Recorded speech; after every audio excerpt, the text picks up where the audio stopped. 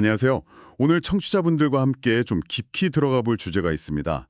바로 AI 기술 발전의 이면에 있는 어쩌면 가장 큰 도전 과제일 수도 있는 데이터 위기 문제입니다. 네, 안녕하세요. AI가 데이터를 먹고 자란다는 건 이제 상식이 됐죠. 그렇죠.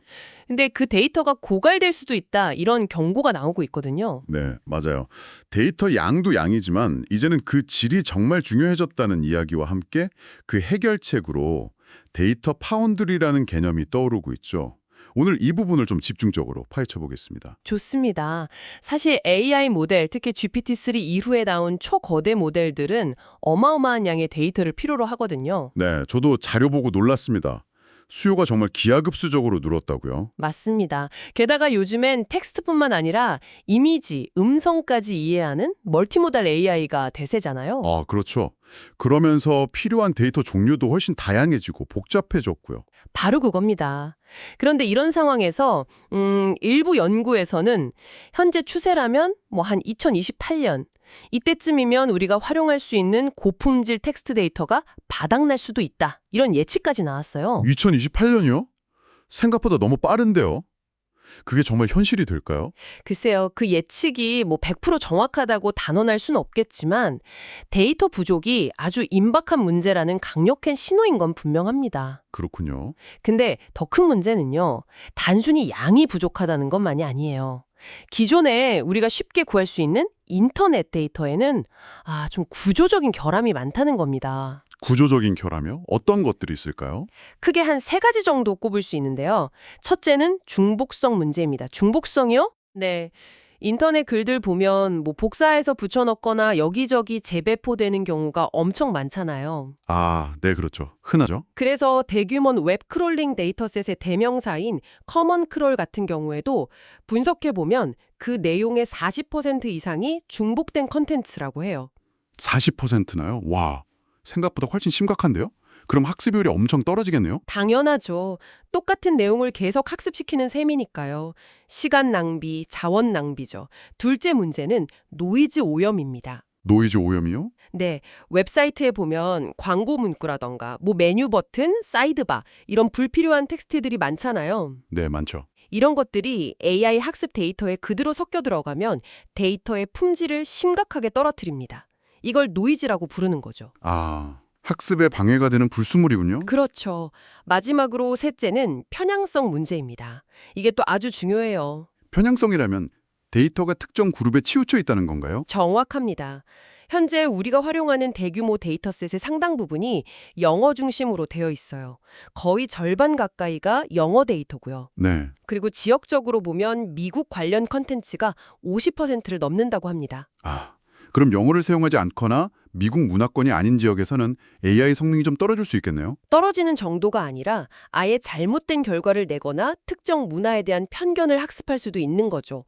이게 AI의 공정성, 신뢰성과 직결되는 문제입니다. 그렇군요. 데이터의 양, 중복성, 노이즈, 편향성까지 정말 문제가 복합적이네요. 네, 상황이 이렇다 보니 데이터 공급자하고 AI 기업들 사이에 갈등도 점점 커지고 있어요. 아, 맞아요. 그 뉴스 각서요. 레딧이나 트위터, 지금은 X죠. 이런 플랫폼들이 자기들 데이터를 AI 학습에 그냥 쓰는 걸 막으려고 API를 유료화하거나 접근을 차단한다고요? 네, 그런 움직임이 아주 거세죠. 뉴스 사이트들도 AI 봇들이 자기들 기사를 무단으로 긁어가는 걸 막기 시작했고요. 여기에 당연히 저작권 문제도 아주 크게 얽혀 있습니다. 데이터를 확보하는 것 자체가 점점 더 어려워지고 비용도 많이 들게 되겠네요. 그렇죠. 그래서 AI 업계 전략 방향 자체가 바뀌고 있는 겁니다. 예전처럼 그냥 무작정 많은 데이터를 긁어모으는 방식에서 벗어나서요. 이제는 고품질 데이터를 어떻게 확보할 것인가, 여기에 집중하고 있어요. 고품질 데이터 확보라면 어떤 방법들이 있을까요? 몇 가지 대안이 나오고 있는데요. 예를 들면 아예 합성 데이터를 만드는 거예요. 실제 데이터와 아주 유사하지만 인공적으로 생성된 데이터죠. 아, 실제 데이터의 부족함을 메우거나 편향성을 줄이기 위해서요? 네, 맞습니다. 그리고 또 하나는 전문가들이 직접 데이터에 일일이 정보를 붙여두는 고품질 레이블링 작업입니다. 특히 요즘 많이 이야기되는 RLHF, 그러니까 인간 피드백 기반 강화 학습에 쓰이는 데이터는 이런 방식이 필수적이거든요. RLHF 데이터. 그게 챗GPT 같은 모델 성능 향상에 결정적이었다고 하죠. 아주 중요했죠.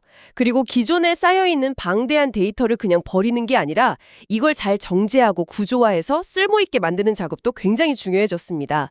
노이즈 제거하고 중복 걸러내고 필요한 정보만 딱 뽑아내는 거죠. 결국 이제는 정말 양보다 질, 데이터의 품질로 승부하는 시대가 본격적으로 열린 거군요. 그렇습니다.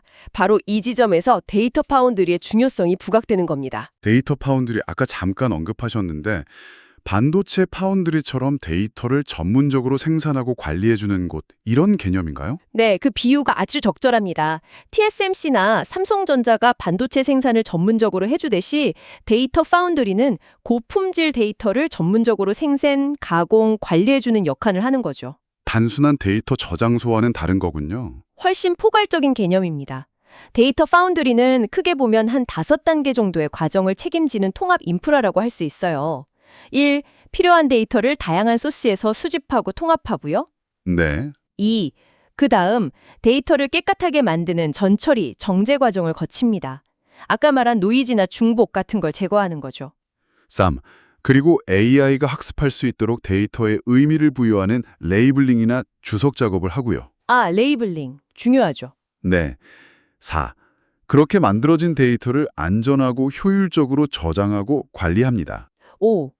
마지막으로 데이터의 품질 기준을 세우고 사용 규칙, 즉 거버넌스를 관리하는 역할까지 포함합니다. 와, 정말 데이터의 전생애 주기를 관리하는 시스템이네요. 맞습니다. 이제 AI 성능은 알고리즘 혁신만으로는 한계가 있고요. 결국 얼마나 좋은 데이터를 확보하고 잘 활용하느냐에 달려있다는 인식이 이제 보편화되고 있어요. 그래서 데이터 파운드리가 기업의 핵심 경쟁력으로 떠오르는 겁니다. 실제 사례를 보면 좀 더 이해가 쉬울 것 같은데요. 자료에 보니까 미국의 펠란티어 파운드리나 스케일 AI 같은 회사들이 대표적인 데이터 파운드리 기업으로 꼽히던데요. 문제 해결이나 의사결정에 활용할 수 있도록 돕는 그런 종합적인 플랫폼 솔루션의 강점이 있고요. 아, 데이터 통합부터 활용까지 쭉 이어주는군요. 그렇죠. 반면에 스케일 AI는 좀 더 AI 모델 학습 자체에 초점을 맞춘 회사예요. 특히 오픈 AI 같은 초거대 AI 모델을 만드는 기업들에게 RLHF 데이터처럼 아주 특화되고 고품질인 학습 데이터를 공급하면서 핵심 파트너로 빠르게 성장했죠. 오픈 AI의 성공 뒤에는 스케일 AI 같은 데이터 파운드리의 역할이 컸군요. 네, 상당히 중요했습니다. 이 두 회사 외에도 다양한 형태의 데이터 관련 플랫폼들이 있어요. 예를 들어 허깅페이스 같은 곳은 오픈소스 모델뿐만 아니라 데이터셋도 함께 공유하면서 개발자들이 협업할 수 있는 개방형 생태계를 만들고 있고요. 아, 허깅페이스. 거기도 유명하죠. 그리고 스노우플레이크 같은 경우는 기업들이 데이터를 사고 팔 수 있는 일종의 데이터 마켓플레이스를 제공하면서 또 다른 중요한 축을 담당하고 있습니다. 데이터를 안전하게 거래하는 시장이군요. 국내에도 비슷한 사례가 있나요? 그럼요.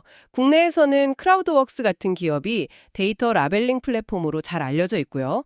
정부 주도로 운용되는 AI 허브 같은 공공 플랫폼도 다양한 학습용 데이터를 구축하고 개방해서 국내 AI 생태계 발전에 기여하고 있습니다. 정말 다양한 플레이어들이 이 데이터 파운드리 영역에서 활동하고 있네요. 네, 그만큼 이 분야가 AI 산업의 핵심 인프라로 자리 잡고 있다는 증거죠. 그럼 앞으로 AI 기업들에게 이 데이터 파운드리 역량이 정말 생존과 직결되는 문제가 될 수도 있겠네요. 저는 충분히 그럴 가능성이 높다고 봅니다. 데이터 부족 문제가 점점 더 심각해지면 AI 기업들은 어쩔 수 없이 자체적으로 데이터를 확보하고 가공하고 또 활용하는 전 과정을 내부에서 처리하려는 경향, 이걸 수직 통합이라고 하는데요. 이런 움직임이 강해질 수 있습니다. 아, 데이터 공급망을 아예 내재화하는 거군요. 네. 동시에 아까 스노우플레이크 사례처럼 데이터 자체를 상품처럼 거래하거나 안전하게 공유하는 플랫폼 비즈니스의 중요성도 훨씬 더 커질 거고요. 결국 기술력 경쟁을 넘어서 이제는 데이터 접근성과 관리 능력이 기업 간의 격차를 가르는 새로운 경쟁 구도가 만들어질 수 있다는 말씀이시네요. 정확합니다. 어떤 알고리즘을 가졌느냐도 물론 중요하지만 그것보다 어떤 데이터를 얼마나 잘 확보하고 관리하느냐가 앞으로 AI 시대를 선도할 기업을 결정짓는 핵심 요소가 될 가능성이 높습니다. 네, 오늘 AI 데이터 위기 위기의 심각성과 그 해결책으로 부상하고 있는 데이터 파운더리에 대해서 정말 깊이 있게 이야기를 나눠봤습니다. AI 기술의 화려한 발전 뒤에는 이렇게 양질의 데이터를 확보하고 관리하기 위한 치열한 노력과 새로운 산업 질서가 만들어지고 있다는 점을 청취자분들도 꼭 기억하시면 좋겠습니다. 그렇습니다. 이제 AI 경쟁의 판도가 데이터 중심으로 확실히 넘어가고 있거든요.